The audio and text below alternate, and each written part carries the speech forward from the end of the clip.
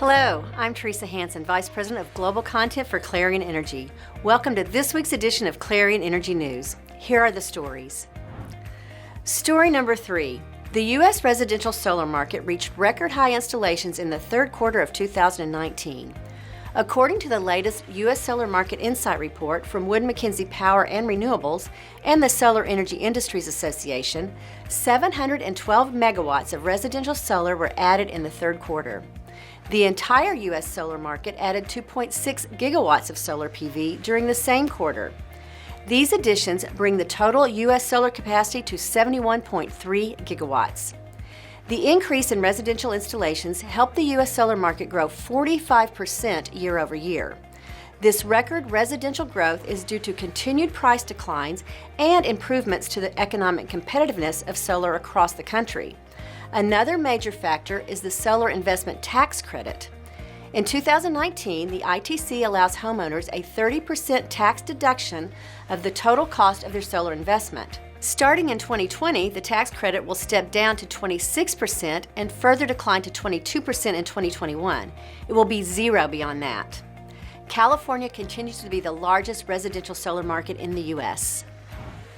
Story number 2. A recent study on the European Interconnector market reveals that France was Europe's biggest exporter of power in the first 11 months of this year, while Italy was the largest electricity importer. The study was carried out by energy data analyst Apsys from January 1st to November 30th. France's high net export level was attributed to large volumes of nuclear generation. Nuclear power's low marginal cost make it attractive for the whole European market. Italy, the biggest importer of electricity from January to November, received most of its energy from Switzerland, which is still growing its renewable output while continuing to rely on nuclear as its primary source of power. Germany was Europe's second largest net exporter, as well as France's second largest net importer. Most of Germany's exports went to Poland, which is working to reduce its heavy reliance on coal-fired power. The report and its findings highlight that the key energy and climate change policies in Europe have increased the importance of the interconnector market. Story number 1. Proved reserves of U.S. natural gas reached a new all-time high in 2018, according to a new report from the Energy Information Administration. The EIA's new data showing marked increases in both oil and gas reserves also illustrates why the U.S. is expected to become a net energy exporter as soon as next year.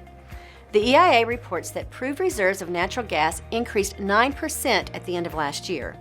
The same report also shows that 68% of all the proved natural gas reserves come from shale plays. Lower prices and historic production levels have pushed natural gas to become the top resource of U.S. electricity generation, topping coal generation. Gas accounts for close to 35% of the U.S. portfolio.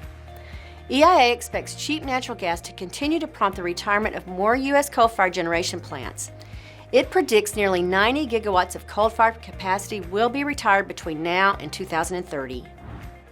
Before I sign off, I want to remind you that Distributech International is just around the corner.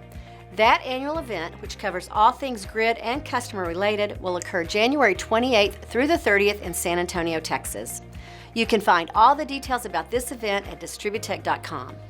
I also want to let you know that this is our last weekly Clarion Energy News video until next year. Like many of you, the US-based Clarion Energy content team will take some time off during the holidays to be with family and friends. So we wish you a happy and safe holiday, and we look forward to seeing you in 2020. I'm Teresa Hansen. Thanks for watching.